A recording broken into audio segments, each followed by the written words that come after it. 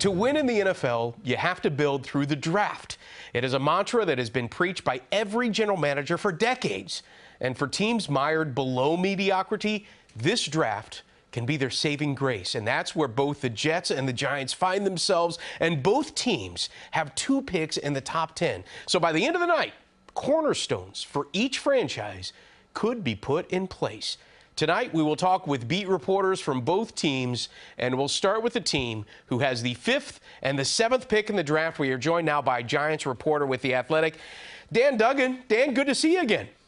Yeah, good to see you. I'm sure this has been a busy time, but, you know, the Giants have been trying to figure out what they're going to do with this offensive line and trying to get this offensive line figured out here for decades. Would it be a surprise if the Giants did anything but an offensive lineman at number 5?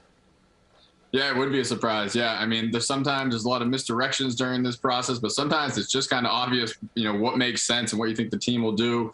It matches up that there's 3 offensive tackles that I think most people view as, you know, worthy of top 10 picks. So obviously that's a little bit dependent on what happens with the first 4 picks, but I think at number 5, there's going to be a tackle that they feel strongly enough about that they need to fix that spot. As you said, it's been a while since the glory days of Kareem McKenzie and Chris Snee and all those guys. So, the time is kind of here. It matches up. I think that's exactly what they will do at number 5. I mean, you're so right, because it really does help that they've got 3 blue-chip players at a position of need. I mean, 3 offensive linemen that could go in the top 5 or expected to be top 5 worthy at the very least. Is there an attribute that you've heard the Giants are valuing most that might set one above the other? That's a great question. No, I mean, that's the type of thing you spend the last 4 months since Joe Schoen got hired trying to figure out, and they're very good at not tipping their hand. We've tried different ways to ask questions about that. Because the thing is about these 3 guys, and obviously we're talking about Evan Neal, Ike Ekwonu, and Charles Cross, is they're similarly rated, but they're all very different strengths and weaknesses. So it's I was talking to one scout, and he said it's kind of like pick your flavor. Like if you want the great run blocker, it's Ekwonu. If you want the great pass blocker, it's Cross. If you want the guy who's just like the mammoth physical specimen, it's Neal. So we don't really know. Joe Schoen's never been a GM. Brian Daboll's never been a head coach. We can't say, oh, this is their type. They always want the biggest guy or the most athletic guy. We really don't know. So that's why it's really going to be fascinating to see when they're on the clock at 5, depending on which of those 3 guys is there. We don't know which way they're going to lean. But it's pretty obvious they are definitely going to go with an offensive lineman with number 5. And let's be honest, it wouldn't be too surprising if they went with 2 offensive linemen, because they pick 2 picks later at number 7. And again, they can go a number of different directions to fill their need. And I think that there is a player that the fans have been clamoring for, and that's edge rusher Kayvon Thibodeaux out of Oregon, who they love his athleticism, the physicality, and the fact that the Giants have been looking for an edge rusher, much like they've been looking for an offensive lineman as well. Have you gotten a feel as to how much interest the Giants have in Thibodeaux? Interest is an interesting word. They've done a ton of work. They've done a ton of investigating. He is a guy who, you know, he doesn't have any off-field issues, but he has a big, brash personality. I mean, personally, as a reporter, I would love to cover the guy because he seems like he is going to fill it up, and just an outsized personality. But, you know, when you're talking about inside the locker room, there's some questions there like how would he fit? Would he be kind of, you know, bigger than the team, that type of thing. So I know they've done a ton of work. I mean, Joe Schoen only went to a handful of pro days, and one of those was a cross-country flight to Oregon. So that was a chance to get to know Kayvon Thibodeaux. They had him into the building. I mean, none of that is exceptional, but I just know they've done a lot of work on him.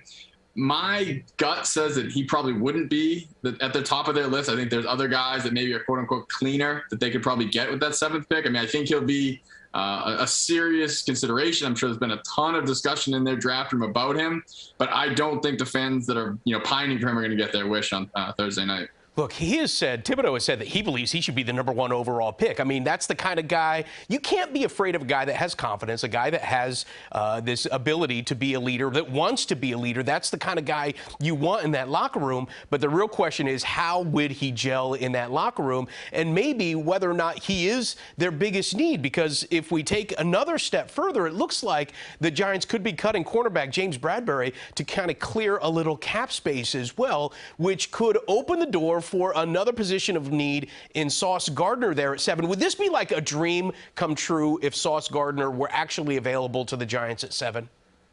Yeah, I think it would. I mean, Joe Schoen is funny. He said, you know, GMs always say, you know, it's not about need, it's about best player available. He basically said everything on the table because they have so many needs. There's no such thing as like forcing a need with this roster, which is not the greatest position to be in. But at least for the purposes of the draft, it opens up the well, the he whole doesn't have to board take blame for what the roster looks like right now. He doesn't want to be making that comment in 2 and 3 years. That's for sure. Right. But no, set the bar low, start the bar low, and then anything else is going to be gravy. Right. And in the top 10, you're really looking at positional value. Like you want to get the premium positions. Offensive tackle would be one, edge rusher would be one, and cornerback would be another.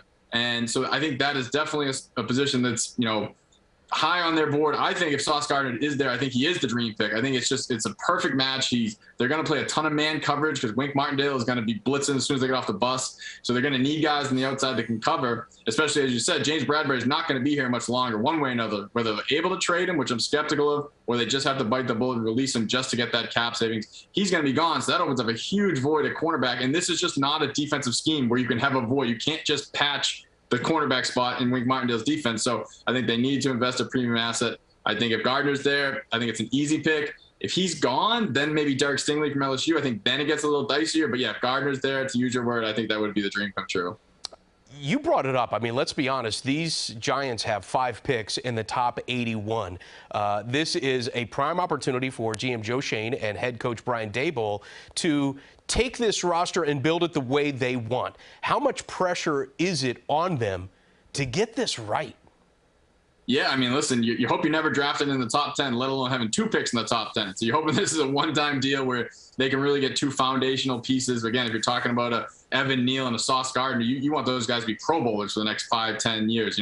That's the expectation. That's what you'd be shooting for with those picks. And then as you said, they still have, a pick early in the second round. That's a spot where you should be getting a prime contributor. I mean, they got Xavier McKinney at the same pick 2 years ago, and he's obviously on his way to becoming a Pro Bowl type player, it seems like. And then 2 picks in the third round. That's been a wasteland for the Giants for the past 15 years. They need to stop that trend and start getting some contributors there. So yeah, I mean, you're looking at those 5 guys. I mean, they're not all going to be Pro Bowlers, but you need those guys all to be contributors, to be starters, just to start to build the depth of this roster, because it's really thin right now. I mean, the Dave Gettleman era left this roster in a really bad spot. So now Joe Schoen has to start building it back up. And as you said at the top, the draft is how you build your roster. So these 5 picks of first 3 rounds are going to be critical. You can get all of his insights by logging on to The Athletic or by checking him out on Twitter, following him on Twitter as well. Dan Duggan, thank you so much. I really appreciate it. Yeah, thank you. It's going to be a fun weekend.